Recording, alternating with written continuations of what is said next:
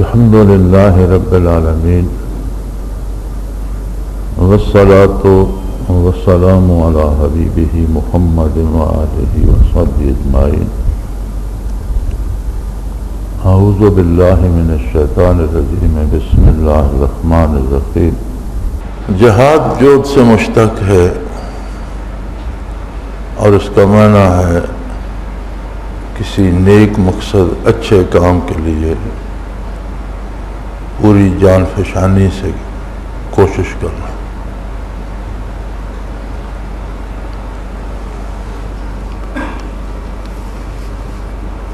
جو جہاد میدان میں یا جنگ میں ہوتا ہے، اللہ کریم نے فرمایا کہ مجاہد کے خون کا ایک قطرہ جو زمین پہ گرتا ہے وہ زمین کی ساری دولت سے اللہ کے نزدیک عزیز تر ہے. حضور صلی اللہ علیہ وسلم کا ارشاد عالی ہے جس کا یہ مفہوم بنتا ہے.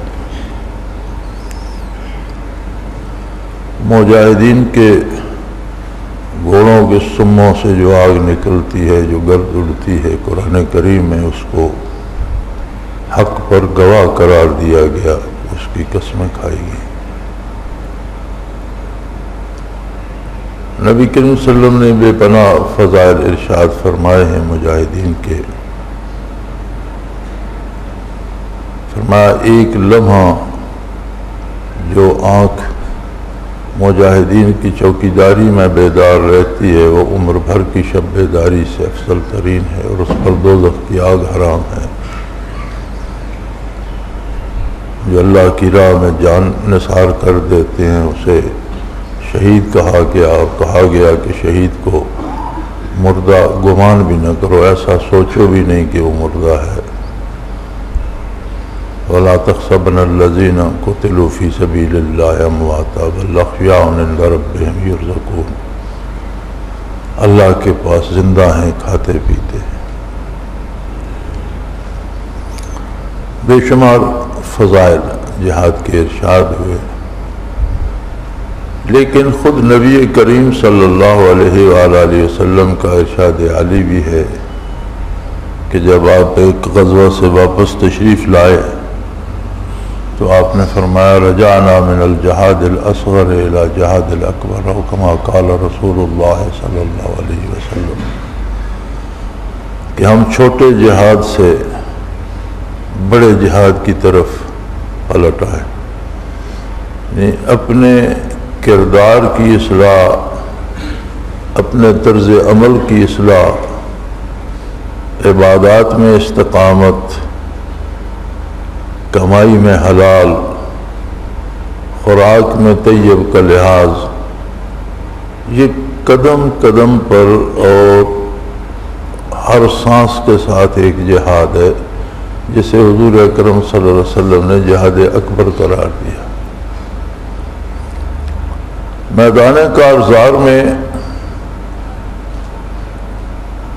تو انسان جذباتی طور پر بھی شریک ہو جاتا ہے، لیکن پوری زندگی جذباتی طور پر نہیں گزاری جا سکتی جب تک سنجیدگی سے فیصلہ نہ کیا جائے کہ مجھے کیا کرنا ہے اور کیا نہیں کرنا.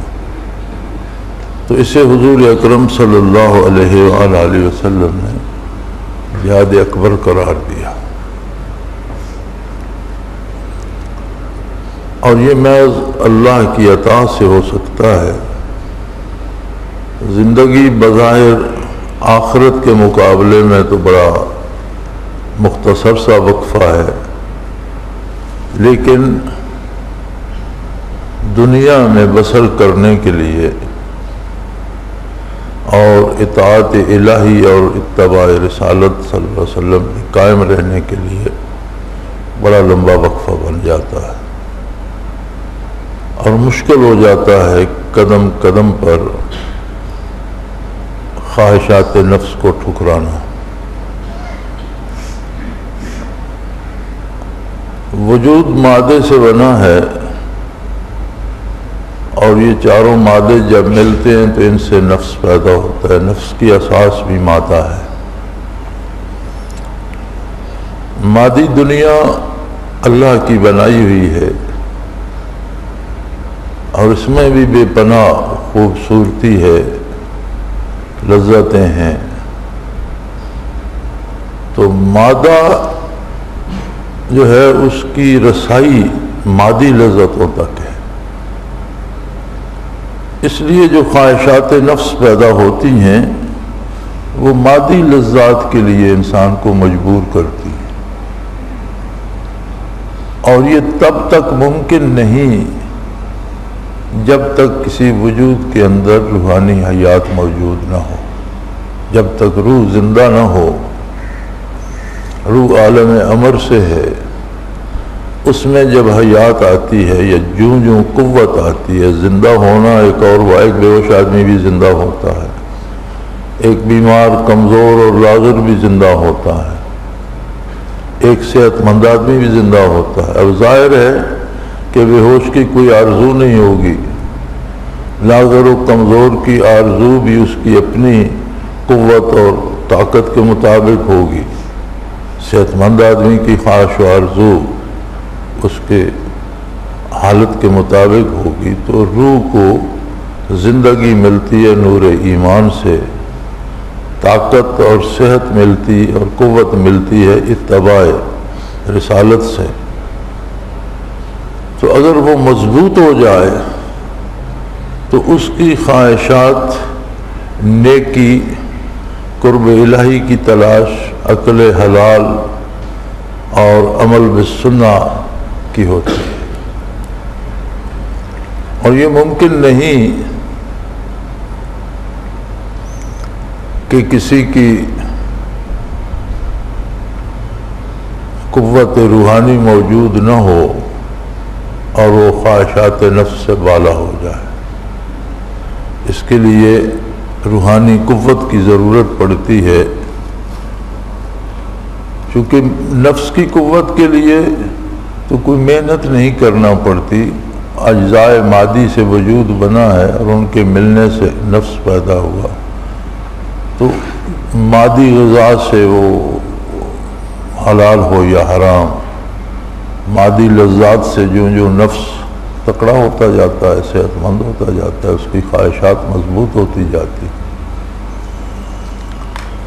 اس کے مقابلے میں اگر روح میں حیات ہو، قوت ہو، صحت ہو، حلال غذا کھائی جائے، جائز امور سنت کے مطابق انجام دیے جائیں اور زندگی کو اتباع رسالت میں ڈھالا جائے، تو پھر روح طاقتور ہوتی ہے.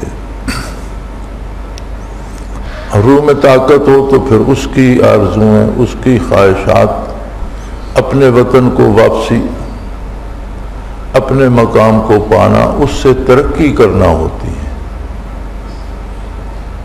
وہ قرب الہی کا متلاشی ہوتا ہے، اس کی لذتیں رضائے الہی میں ڈھل جاتی ہیں.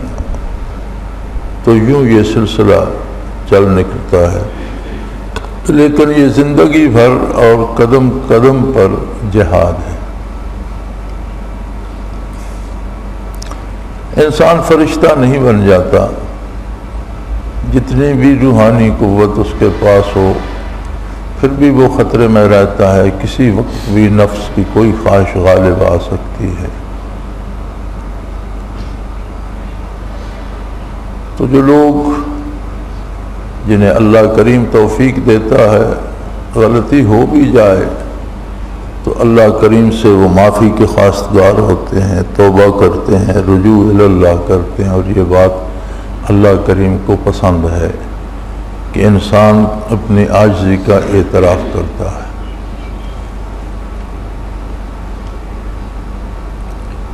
اس سب کی بنیاد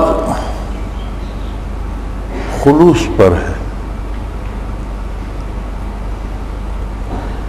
اللہ سے، اور کم از کم اللہ و اللہ کے رسول سے تو بندہ مخلص ہو.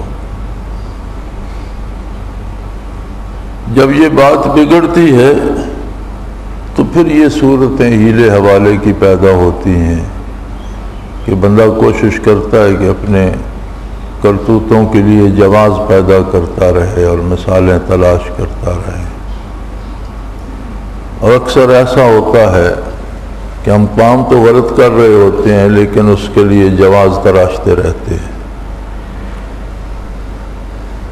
تو یہ ایک پرخطر اور پرپیچ راستہ ہے جو انسانی زندگی ہے. ظاہر ہے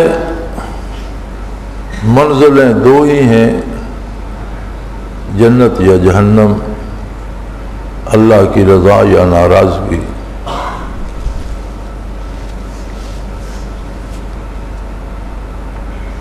اور بڑی عجیب بات یہ ہے کہ جتنے امور قرب الہی کے لیے ہیں ان کا کرنا آسان ہے اور عین مزاج انسانی کے مطابق ہے. جتنے امور قرب الہی سے روکنے کے لیے ہیں وہ انسانی تخلیقی مزاج کے بھی خلاف ہیں. خود کرنے والے کو بھی ان پہ پشیمانی ہوتی ہے، اچھے نہیں لگتے، لیکن وہ کرتا ہے وقتی لذات کے لیے. تو یہ باتیں کرنا تو شاید بڑا سہل ہے، عملاً اس طرح کرنے کے لیے بڑی محنت لگتی ہے. اسی محنت کو جہاد بالنفس کہا گیا.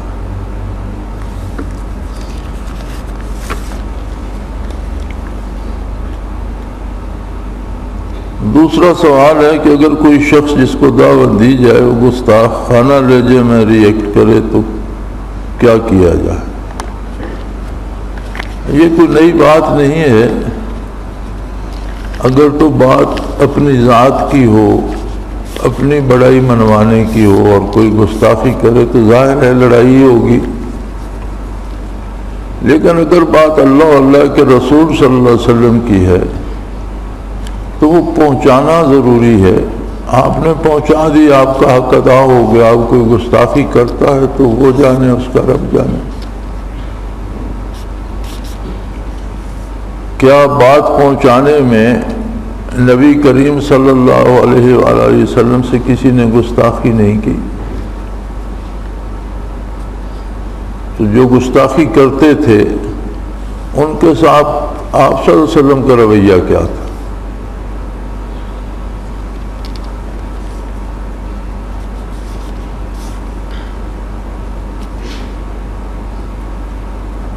طائف والوں نے بے پناہ ایذا دی نبی کریم صلی اللہ علیہ وسلم کو. شہر کے بچے اکٹھے کر کے پیچھے لگا دیے، پتھر مارے، وجود اطہر زخمی ہو گیا. حتیٰ کہ فرماتے ہیں اس طرح خون مبارک بہا کہ نالین مبارک پاؤں کے ساتھ چمٹ گئے تھے. مشکل سے اتارے حضرت بلال رضی اللہ تعالیٰ عنہ. خود غضب الہی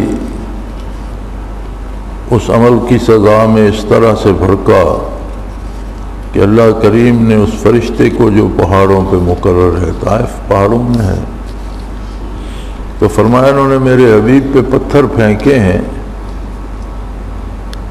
تم یہ پہاڑ اٹھا کر جواب میں ان پر پھینک دو، لیکن میرے حبیب صلی اللہ علیہ وسلم سے پوچھ لینا. تو وہ فرشتہ اجازت کا طالب ہوا آپ صلی اللہ علیہ وسلم سے، تو آپ نے دعا کے لیے ہاتھ اٹھا دیے اور فرمایا اللہم اہد قومی فإنہم لا یعلمون، کما قال رسول اللہ صلی اللہ علیہ وسلم کہ اللہ اس میری قوم کو تباہ کرنے کی بجائے ہدایت دے دے. انہوں نے تیرے نبی کو نہیں مارا، یہ جانتے ہی نہیں کہ میں تیرا نبی ہوں. یہ اپنے ایک بھائی سے، قریش کے ایک نوجوان سے لڑ رہے ہیں. یہ اس بات سے واقف نہیں ہے کہ میں تیرا نبی اور تیرا رسول ہوں، تو انہیں معاف فرما دے. تو مصنون طریقہ یہ ہے کہ آپ کوئی اچھی طرح سے نہیں سنتا تو اس کے لیے دعا کر دیں. یا تو پھر اپنی انانیت آ جاتی ہے نا کہ میں نے کہا اور اس نے نہیں سنا، تو پھر یہ تو کوئی بات نہیں ہوئی ہے، میں نے تو نہیں کہا، یہ آپ کی بات یا میری بات تو نہیں ہے، اللہ کے رسول کا پیغام ہے، آپ نے پہنچا دیا، آپ کا حق ادا ہو گیا. اب اس نے نہیں مانا تو وہ جانے اور پیغام دینے والا جانے، چونکہ وہ تو اللہ کا پیغام ہے، اسے بھی ایک دن اس کی بارگاہ میں جانا ہے. آپ بلکہ اچھی بات ہے کہ اس کے لیے دعا کریں کہ اللہ اسے ہدایت دے دے. مسنون طریقہ تو یہ ہے. اور اگر اپنی آنا اس میں شامل نہ ہو، اپنی ذات شامل نہ ہو، تو پھر وہ کوئی خاص طبیعت پہ تکدر بھی نہیں آتا، غصہ بھی نہیں آتا. الحمدللہ ایک عالم کا سفر کیا ہے اور ایک دنیا میں بات کی ہے اور ہر طرح کے لوگوں سے سابقہ پڑھا ہے. بڑے بڑے بے ڈنگے بیہودہ اعتراض لوگوں نے کیے ہیں، فضول سی باتیں کی ہیں، لیکن اللہ کریم کا یہ احسان ہے کہ اس طرف کبھی خیال نہیں گیا کہ اس نے کیا کہا. کیونکہ ہمارا مقصد اللہ اور اللہ کے رسول کی بات پہنچانا، اگر ہم نے پہنچا دی تو حق ادا کر دیا، اللہ قبول فرمائے. اگلا کیا ریئیکٹ کرتا ہے یہ اس کا عمل ہے، اور وہ بھی اللہ کریم کے سامنے ہے. اللہ اسے معاف کر دے تو وہ غفور الرحیم ہے، نہ کرے تو مخلوق اس کی اپنی ہے، وہ جانے، اس کے بندے جانے.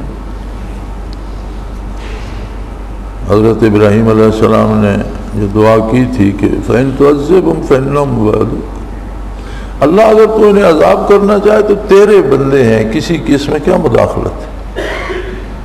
فَإِن تَغْفِرْ لَهُمْ فَإِنَّكَ أَنْتَ الْغَفُورُ الرَّحِيمُ، اور اگر تو انہیں بخش دے تو تیری بخشش اور رحمت کا بھی کوئی اندازہ نہیں.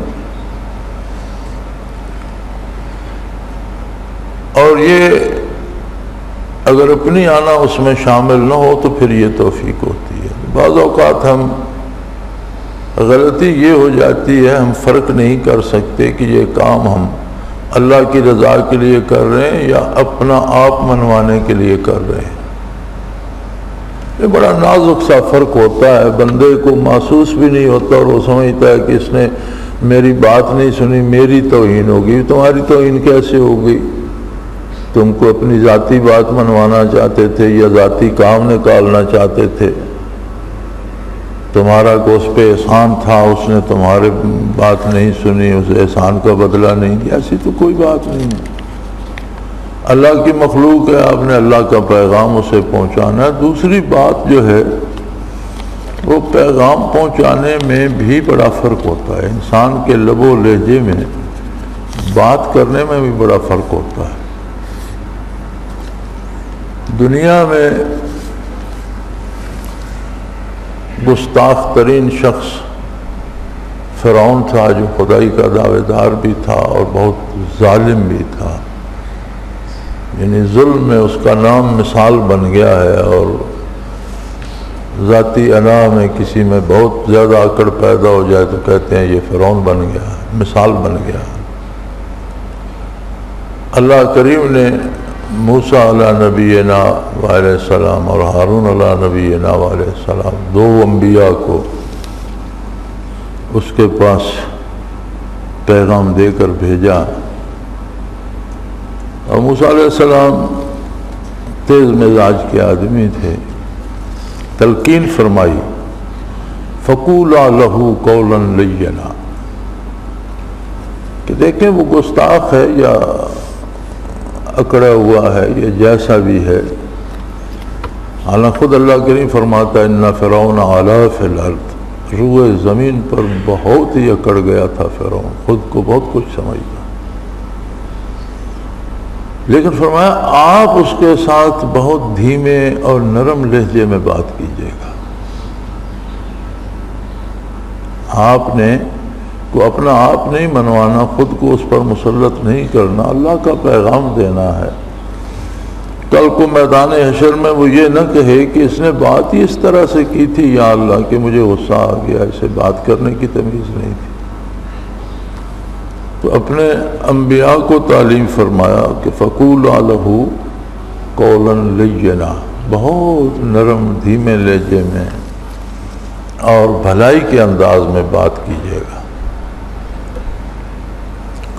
تو دینی تبلیغ جو ہوتی ہے اس کی بنیاد اس بات پر ہوتی ہے کہ آپ خلوص دل سے اگلے کی بھلائی چاہتے ہیں۔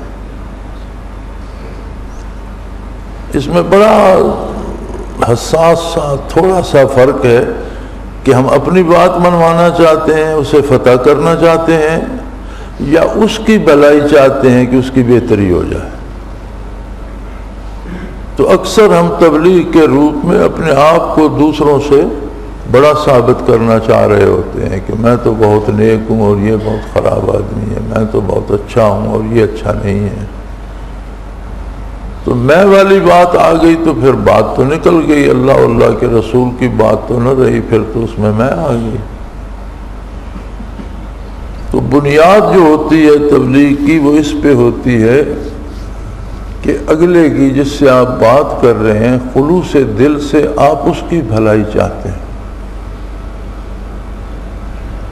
اس کے بعد اگر وہ گستاخی کرتا ہے تو اس کا معاملہ اللہ کے ساتھ ہے، چونکہ آپ کا ذاتی تو اس میں تھا کچھ نہیں، آپ نے تو اپنے لیے کچھ منوانا نہیں تھا، آپ اپنی بات اس پر مسلط نہیں کرنا چاہتے تھے، تو پھر وہ گستاخی بھی کرے یا نہ مانے تو دکھ نہیں ہوتا۔ یہ احساس ہوتا ہے کہ بے وقوف آدمی تھا، میں اس کا بھلا کر رہا ہوں، یہ نہیں چاہتا تو موج کرے، نقصان ہوگا تو اس کا ہوگا، میں کیوں خواہ چڑھتا رہا ہوں۔ تو اس طرح کا پھر رد عمل انسان میں پیدا نہیں ہوتا کہ اس نے میری توہین کی ہے۔ میری توہین کہاں سے آ گئی؟ میرا تو اس میں تھا ہی کچھ نہیں، تو میری توہین کہاں سے آ گئی، یا میرا اس میں کیا گیا؟ اس کی بھلائی کے لیے، ایک بیمار ہے اسے آپ اس کی بھلائی کے لیے ایسی دوا دینا چاہتے ہیں جس سے اسے شفا ہو جائے، اور وہ پیالہ ہی پھینک کر توڑ دیتا ہے تو وہ خود بھگتے گا۔ آپ کا اس میں کیا گیا، یا ڈاکٹر کا اس میں کیا گیا؟ وہ نہیں دوائی لینا چاہتا، نہ لے، بھگت لے گا۔ تو دیکھنا، بات کرنے والے کو دیکھنا یہ چاہیے پہلے کہ اس کے اپنے دل میں کتنا خلوص ہے، یہ دوسرے کی بھلائی کے لیے کر رہا ہے یا اپنی بات اس سے منوانے کے لیے کر رہا ہے۔ تو یہ بظاہر باتیں دو ہیں لیکن بڑا چھوٹا تھوڑا سا فاصلہ ہے، ان میں فرق کرنا مشکل ہو جاتا ہے۔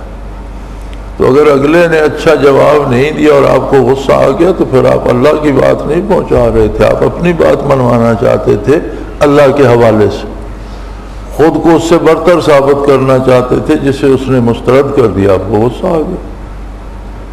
اور اگر بات اللہ کی تھی تو پھر آپ کے دل میں جذبہ رحم پیدا ہوگا کہ اللہ اس پر رحم کرے، تو بڑی غلطی کر رہا ہے، اللہ کی بات کو ٹھکرا رہا ہے۔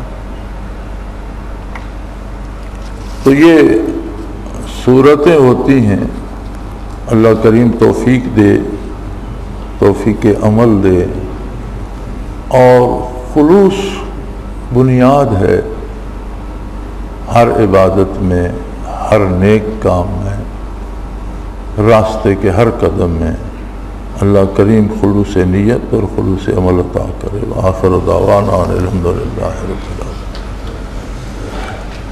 الحمدللہ رب العالمین والصلاة والسلام علی حبیبہ محمد وآلہ وصحبہ اجمعین۔ اللہم ربنا لا تقتلنا بغضبک ولا تہلکنا بعذابک واعف عنا قبل ذلک۔ اللہم ربنا لا تسلط علینا من لا یرحمنا، انت ولینا فی سفرنا وحضرنا فی مالنا وآلنا، انت ولینا فی الدنیا والآخرہ، توفنا مسلمین والحقنا بالصالحین۔ اللہم ربنا لا تزغ قلوبنا بعد إذ هديتنا وهب لنا من لدنك رحمة إنك أنت الوهاب۔ اللہم ربنا سهل لنا أمورنا في ديننا ودنيانا، رب يسر رب يسر رب يسر ولا تؤثر وتمم بالخير۔ اللہم انصر الإسلام والمسلمين، اللہم انزل علينا من السماء ماء مباركا نافعا غير ضار، نافعا غير ضار، نافعا غير ضار۔ والذي ينزل الغيث من بعد ما قنط وينشر رحمته وهو الولي الحميد وصلى الله تعالى على حبيبه محمد